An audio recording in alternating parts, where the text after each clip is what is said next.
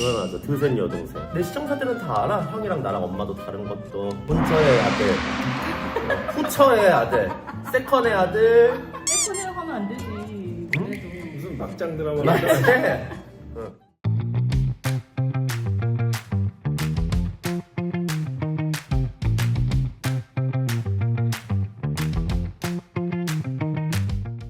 친형 있는데 인사 한번 하세요. 저랑 안 닮으셨잖아요. 네, 안녕하세요. 네, 안녕하세요. 진짜 안 닮았지, 나랑. 못생겼지? 어때? 어렸을 땐 괜찮았어. 근데 이제 일반이다 보니까 확 가더라고. 여긴 우리 형수야. 안녕하세요. 우리 형수. 내가 언급 자주 하는 형수가 여기 있습니다. 형이 더 미모이긴 해요. 그 당연하지. 야, 씨. 고친 게 얼만데 나는. 그리고 형은 내가 이쪽인 걸 원래 알고 있지 않았어? 최근에 알았죠. 최근에. 근데 뭐 몰라. 지금은 내가 예전이랑은 또 많이 더 어른이 됐고, 그래서 가치관 이런 것도 조금 변하고 하다 보니까 그런 거에 대해서 선입견은 그렇게 크지는 않아. 왜냐면 너가 선입견 가지면 어떡할 거야? 뭐 어쩔 거야? 그치 여러분? 그런 것 때문에 괜히 조심스러워서 관계가 더 불편해질까봐. 아 그래서 일부러 말 안 했던 거야? 그렇지. 사실 뭐 우리가 막 매일 얼굴 보는 사이도 아니고, 가족이라도 가족 간의 관계가 가족이라고 포장을 해서 그렇지, 솔직히 가족이 아닌 관계보다 더 못한 사이들도 많잖아. 사실은. 설마 하신 적도 없었나요? 라고 물어보는데 내가 나를 어릴 때부터 봐왔잖아. 전혀. 진짜 매사기 없는 거야 그러면 여러분. 그렇지. 솔직히 나도 뭐 마외가 좀 강한 사람이라서 내가 여자로 태어났어야 되는데 우리 형이 기도를 잘못해가지고 혼종이 나왔다고. 이거는 제가 조금 말씀을 드려야 되는 게, 혜경이를 계획을 하던 당시에 저는 이제 학생이었는데 제가 엄청 어필을 많이 했어요. 나는 여동생이 꼭 갖고 싶다. 그리고 막 기도도 했지 그때. 어린 마음. 너가 기도를 잘못해가지고 내가 이렇게 태어난 기도가 거야. 부족했네. 조금 열심히 했었어야 되는데. 안 닮았지 나랑 여러분. 형님 몇 살이냐고요? 82년생. 네. 개띠. 형님 목소리 왜 멋있으시다. 일반 형님 좀 나는 목소리가 여성스럽고 마음 많은 여동생이라고요? 당연하죠. 드센 여동생. 내 시청자들은 다 알아. 형이랑 나랑 엄마도 다른 것도. 본처의 아들, 후처의 아들, 세컨의 아들. 세컨이라고 하면 안 되지. 그래도. 무슨 막장 드라마 맞지? 내가 원래는 아빠 돌아가시기 전까지는 형한테 아예 일절 연락도 안 했었어요. 그래도 친형이니까 결혼식은 내가 가야겠다 라는 생각이 들어서 결혼식은 가고, 가서도 형이 그때 나한테 술 먹고 미안하다고 했는데 내가 그때 미안하단 말도 듣기 싫다고 했었단 말이야. 근데 아빠 돌아가시고 좀 만난 것 같아. 그나마. 왜냐면 형수가 아빠한테 너무 잘해가지고, 형수가 그래도 맨날 젓갈 보내드릴까요? 내가 젓갈 이런 거 좋아하니까. 해줄 수 있는 게 그런 거밖에 없어서. 주문하면 그냥 와요. 오히려 거기 더 많아. 아, 그렇긴 한데 그래도 우리가 챙겨줄 수 있는 게. 나 자꾸 닮았다 그러면 방송 끌 거야 여러분들. 걔는 너무 속물처럼 보이잖아. 아니 내가 돈 벌어야 되는데. 아니 오늘 얻어먹은 밥값은 하세요. 오늘 밥값 거의 돈 20 나왔어. 밥값도 얼마 안 나왔어. 얼마 안 나왔다고? 너 20불나면 내가 이거 얼마나 새가 빠지게 뒤털어야 되고 그래야 되는 줄 알아? 20대 때는 형님 미모였을 것 같다고요? 제가 기억하는 걸로 고등학교 때는 괜찮았던 것 같아요. 근데 형도 맨날 집 나가고 막 이래서 살 본 적은 없어. 집을 안 들어왔다고 내가 말했잖아. 아빠가 맨날 술에 쪄들어 있으니까 이 집을 나갔어. 나는 나름대로 방황을 하고 있었지 그 당시. 내가 말했거든. 아빠가 알코올 중독자여서 형도 집 들어오기 싫어해서 맨날 집 나가고, 나는 할머니가 맨날 케어하고. 조카 사랑 이모 예뻐요. 그럼요, 그쵸? 이모. 내가 조카들한테 이모라고 말하고 싶은데 애들한테 차마 그럴 수가 없는 거야. 아직은 초딩들이잖아, 초딩들. 조금은 혼란스러울 수도 있어. 그래서 나는 좀 시기가 적절한 시기가 되면 그거에 대해서 좀 설명을 해줄 필요가 애들이 있어. 한 중고등학교 되면 고등학교만 아니야, 돼도 굳이 그렇게까지 더 성장 안 해도 아마 알 수 있을 것 같아. 요즘 애들 너무 빠르더라고요. 얘네들이 중학이 되면 유튜버로 어떻게 날 알게 될 거야. 그런 상황들이 미디어에서 많이 노출이 되다 보니까 아마 오히려 그렇게 다름을 인정하게끔 잘 설명을 해주는 게 맞지 않을까, 그런 생각을 좀 했어요, 요 근래. 그래. 저도 이제 제가 할 말을 좀 하자면, 원체 또 비슷하면서도 또 달라요, 둘이 성격이. 둘 다 약간 강성이긴 한데 분위기 자체가 좀 결이 다르다 그러죠. 형은 어떤데? 나도 너만 하거나 아니면 더 했으면 더 했지, 덜 하지는 않았지. 사회화 됐죠, 적응을 거치면서. 네, 그게 딱 맞는 표현인 것 같아요. 그럼 난 사회화가 안 됐어? 그런 거. 넌 교화가 좀 필요한 것 그리고 같아. 애들 태어나고 나서 많이 참지. 제가 이 친구한테 잘못했던 부분들이나 그렇게 좀 형으로서의 역할을 다하지 못했던 부분이 너무 이 나이가 먹으면서 또 생각도 나고 아버님 돌아가시고 나서 더 그런 게 약간 더 부각이 좀 되는 것 같아요. 감정적으로 막 여러 가지 충돌이 생겨가지고 나이가 많고 적고를 떠나서 미안한 거는 제대로 얘기를 해야 되겠다 싶어서 술의 힘을 빌렸건 아니고 간에 얘기를 했죠. 그때 미안하다고. 이렇게 반응이 나올 거라고도 대충 예상은 했는데 오히려 그렇게라도 반응을 해주니까 더 고맙더라고요. 소위 말해서 쌩을 까버리면 그럴 여지조차도 없었을 텐데 그리고 지금 이렇게 방송을 통해서 자기 생활을 하고 있다 그래서 제가 막 이렇게 살가운 스타일은 아니라서 직접 표현은 못했는데 직간접적으로는 좀 응원을 하고 있었죠. 방송하는 거는 어떻게 알게 됐어? 형수 때문에? 근데 내가 와이프한테도 한번 같이 볼까 막 이렇게 하지는 못했어. 뭐랄까, 나도 내 할 일도 있고 나는 이렇게 인터넷 방송에 대해서 누군가를 구독을 하거나 이렇게 보는 게 특히 드물어. 그냥 뭐 가끔 내가 필요한 영상들 찾아보거나 하고 누군가를 막 이렇게 지지해서 막 구독을 하고 그런 게 없었는데 너가 이제 이런 거 한다 그래가지고 언제 한번 볼까 해서 조금씩 찾아보기는 했지. 욕 뒤집어지게 많이 하지 나. 뭐 일상이니까. 어릴 때는 애교가 굉장히 많았어요. 질풍노도의 시기를 막 겪고 있었고 혼자서 굉장히 막 방황하고 막 그럴 때였는데 내복바람에 요만한 애기가 와가지고 막 그렇게 쫓아왔는데 물론 좋고 예쁜데 이렇게 하는 방법을 몰랐던 것 같아. 근데 내가 이제 아이를 낳고 기르고 하다 보니까 그러니까 그런 내가 거는 살짝 보이는 거야. 그러니까 내가 이렇게 변질이 된 거야. 나 애기 진짜 많았던 스타일이거든 원래. 편지를 찾았었어 내가. 오빠가 군대 있을 때 이제 도련님이 보낸 편지를 그래. 있었는데 내가 그걸 보고 와 이랬었구나. 근데 어떻게 이렇게 바뀌었지라고 생각할 정도로 이 사회와 이 가정이 나를 이렇게 만들었어. 사람은 독해지지 않으면은 이 힘든 세상을 헤쳐나갈 수 없구나. 나 어렸을 때 애교 진짜 많았어. 모든 건 어른들 잘못이에요. 형님이랑 가만님은 잘못이 없어요. 나한텐 얘도 잘못이 있어.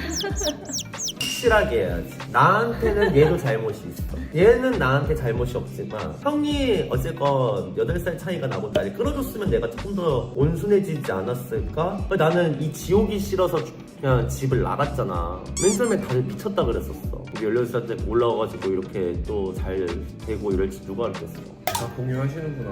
그런 거를 다 알고 계시는 거야 그러면? 그리고 다 계속 그렇게 오시는 분들이야? 이제 맨날 내가 화요일, 목요일, 일요일마다 방송을 하는데 그때마다 이제 맨날 들어와 소통해주고 막 같이 내 인생 이야기도 하고 그리고 이제 막 후원도 해주고 힘내라 막 이렇게 하면서 내 모든 일상을 거의 다 알고 있다고 생각하면 돼. 우리 가족 사는 다 알아. 콩가루 집안인 것도 다 알고. 외롭지 않은 삶을 살고 있구나. 다행이네. 외롭니? 새끼들이랑 마누라가 옆에 있는데 뭐가 외로워? 육퇴하면 잠깐 그 외로움이 오지. 혼자 있을 때. 나 혼자 있을 때 공허해? 모신 거는 아버님이 알다시피 저혈당 쇼크가 가끔씩 오시잖아. 결혼하기 전에도 몇 번 저혈당 쇼크가 오셨었어. 근데 그때 나 일하던 데에서 아버님이 차량 운행을 하셨었거든. 근데 오셔야 되는데 전화가 안 되는 거야. 그래서 전화를 내가 계속했어. 받으셨는데 저혈당 쇼크가 오셔갖고 혼설설 하시는 거지. 오빠가 급하게 갔단 말이야. 안 모셨다가 이제 저혈당 쇼크가 오셔가지고 쓰러지시라고 하셨어. 만약 그렇게 하다가 돌아가셨으면 내가 누구 원망할 거냐고 물어봤거든. 그렇게 해서 만약에 돌봐주지 않은 거에 대해서 본인을 원망할 거냐, 누굴 원망할 거냐. 그래서 그냥 같이 살았으면 좋겠다라고 했거든. 그래서 살았는데 대단하지 여러분. 대단한 일이라고 생각은 하지는 않아. 결혼 잘했대 구독자들이. 그럼 근데 잘했다고는 생각하지 않아. 왜냐면 그런 걸로 인해서 같이 살았는데 결국은 뇌출혈로 쓰러지셨는데 그거를 빨리 캐치하지 못한 게 나는 그게 조금 아직도 걸리지. 계속 생각을 해봤는데 우리가 뭐 전문 의도 아니고 임상으로 그냥 볼 수 있는 현상으로서는 그게 다였잖아. 그래서 좀 덜으려고 많이 노력을 하고 있어. 나도 내가 할 수 있는 건 여기까지였고 최선을 다했다. 그냥 그렇게. 왜냐면 처음에 그걸 내가 끝까지 다 진행을 했으니까 와 그게 너무 후회가 되더라고. 왜 이렇게 좀 더 일찍 캐치를 하지 못했을까, 아니면 좀 더 좋은 시설에 그렇게 하지 못했을까라는 그런 약간 진가충에는 있어가지고. 나도 맨 처음에 말했잖아 방송 때. 아빠 돌아가실 것 같다고 와달라고 했는데 내가 안 간다고. 그 주치 과장님 전화 받고 내가 의사들도 설명했으면 뭔가가 있다. 아빠 보자마자 손잡으면서 울면서 빨리 가라고, 형 그만 힘들게 하고, 그러고 바로 진짜 진짜 무슨 영화인 줄 알았어 진짜 그때. 나를 기다렸던 것 같아요. 어렸을 때 그런 것 때문에 나는 형 결혼식 날도 아빠랑 악수 한 번 안 해줬어. 아빠가 이제 손을 나한테 펴면서 잘 지냈어 라고 이렇게 하는데 내가 우리가 악수한 사이는 아니잖아 이러고 그냥 나는 그냥 얼른 가봐 집에 이러고 갔거든. 이제 아빠 돌아가시고 나서 후회를 해. 근데 돌아가셔서 후회는 뭐 할 거야? 그래. 그래서 내가 엄마한테 더 잘해야 되겠다라는 생각에서 엄마 잘했거든. 근데 그것도 독이 됐어. 너무 말해 요새. 너무 잘해줬더니. 49제 주관하는 그곳에서 돌아가신 아버님한테 이제 마지막 인사를 하라고 편지를 쓰라고 하더라고. 아니 근데 편지를 쓰는데 난 되게 솔직하게 적었거든. 뭐 이렇게 가감 없이 그냥 마음속에 있는 얘기 되게 적었어. 근데 다들 되게 눈치를 막 주는 거야. 뭐라 썼는데? 그러니까 내가 생각해도 나중에 보니까 엄청 원망이 많이 섞인 편지였어. 물론 이제 마무리는 감사합니다 뭐 기억하고 뭐야? 살겠습니다라고 했지. 근데 약간 대충 내용이 뭔데? 뭐 여러분들 아시겠지만 예전에 우리 디지털 키가 아니던 시절에 우리는 다 목걸이에다 열쇠 맞아. 항상 그걸 하고 다녔거든. 그리고 집에 왔는데 뭐 여자의 손길이 없잖아. 뭐 엄마도 없고 아빠는 집에 없고 막 맨날 취해서 막 널브러져 있고. 그러니까 나는 문 열었다가 깜깜하니까 다시 닫고 나가는 거야. 매번 그렇게 생활했거든. 어디 친구네 집 가서 뭐 자기도 하고 밥도 얻어먹고 오히려 집보다 그 주변 사람들이 나를 키웠지. 내 인생의 8알은 내 주변 사람들이었어. 49세 때 그런 원망스러운 편지를 다 적었어 나는. 그 와이프가 막 그러는 집에서 거야. 땀이 막 나는 거야. 고모가 처음에는 나한테 쓰라 그랬거든. 근데 내가 글을 잘 못 쓰니까 이런 거 보면은 핏줄인 것 같기도 하고 나랑 약간 할 말은 해야 돼. 뭘 거기 계시는 분이 그렇게 할 말이 없으셨어요. 내가 49세 때는 내가 참석을 안 했어. 내가 만약 49세 참석해서 나한테 편지 쓰라고 했었잖아? 그럼 난 더 했을 거야 형보다. 이 양반이니까 그냥 그나마 좀 약간 그래도 어떻게든 돌려서 했겠지만 나였으면은 진짜 이랬을 거야. 진짜 오줌 찌리는 때문에 들어가기 싫었고 별말 다 했을 거야 진짜. 그다음부터 그 주최하신 분이 연락을 안 했어. 왜냐면 포교하는 의미로 나는 그쪽 신도가 아니니까 막 이렇게 하실 텐데 한 번 딱 연락하고 그다음부터 연락을 했어요. 쟤는 상대하면 안 되겠다. 눈치를 좀 보시면서. 형제 두 분께 질문합니다. 다시 유년 시절로 돌아간다면 서로에게 가장 해주고 싶은 말이나 행동이 있으신가요? 저는 그냥 그 얘기 해주고 싶어요. 밥 먹었어? 이렇게 한 번도 얘기를 못했던 것 같아요. 그냥 눈만 마주치고 나가기 바빴고 그래서 밥 먹었어? 뭐 잘 잤어? 이런 되게 일상적인 대화? 그거를 내가 요즘 내 아이들한테 그렇게 하는데 너가 하면서 그 생각이 그렇게 나더라. 난 태경이한테 한 번도 그런 얘기를 해본 적이 없었는데 그런 생각? 되게 별거 아닌 건데 그 별거 아닌 게 되게 중요한 것 같아. 그런 게 생각이 자꾸 나더라고. 나는 유년 시절로 돌아간다면은 지금처럼 더 쌍욕을 했을 것 같아. 너가 그러니까 안 되는 거야 이렇게. 어렸을 때는 형이 무섭고 나이 차이도 나고 약간 진짜 찐 남자 성격이었단 말이야. 지금은 자기 애들도 있고 이러니까 유해지고 이런 건데 되게 무서웠어 어릴 때는. 근데 그렇게 만든 것도 사실 아빠야. 우리 둘 사이를 멀어지게 한 것도 아빠인 것 같아 나는. 왜냐면 아빠가 알코올 중독자가 아니었으면 형도 집 나갈 일이 없었을 거야. 물론 형이 뭔 잘못이 있겠어 사실 형도. 근데 형도 어린 나이에 스트레스 막 받으니까 자꾸 집을 나가고 거실 돌고. 그냥 잘못했다고 치자. 근데 나는 사실 연락을 자주 하고 싶어도 내가 연락해서 괜히 또 귀찮은 건 아닌지 시간을 뺏는 건 아닌지 또 그런 이게 걱정도 쓸데없는 있어. 배려야. 진짜. 생각이 나면 그 배려가 너나 잘해. 그러니까 너나. 그냥 솔직하게 얘기하는 게 좋아. 그러니까 그런 게 조금 그래. 그렇게 한 해 두 해 가잖아? 결국 멀어지는 거야. 생각나면 전화해야 돼. 집에서 뭘 하든 똥을 싸든 뭘 하든 그냥. 내가 작년에 술 먹고 취해서 전화했는데 근데 전화하고 나니까 좀 편하더라고. 나는 내 감정을 다 배설한 거야 얘한테. 얘는 뭘 해도 난 상관없는 거야. 나는 너한테 내 감정을 배설을 했으니까 너는 그냥 내가 그 마음을 알아주면 된다. 지금이야 얘기하는 거지. 그치. 형제 함께 익명리 후원 들어왔어. 10만원. 어디 있어? 카뱅 후원. 뭐해 밥도 안 치고. 무릎 꿇어야 돼. 무릎 꿇어야 돼. 오늘은 너가 풀어야지. 뭐라자 저요 지금? 저가 저럴까요? 아니면은 형이 할까요? 형이 하는 게 낫지 않아요? 지혜 그냥. 배꼽 인사라도 해. 감사합니다. 아니, 공주. 형이 그래도 저를 한번 공주네. 해줘야지 재밌는 거지. 나는 당연히 할 수 있지. 저는 저래요. 알잖아요. 저는. 소변인데. 초면이니까 앞으로 우리 밤하를 잘 부탁한다라는 의미에서 이제요. 저라고 하는 거지. 맞아 아니야. 저라자.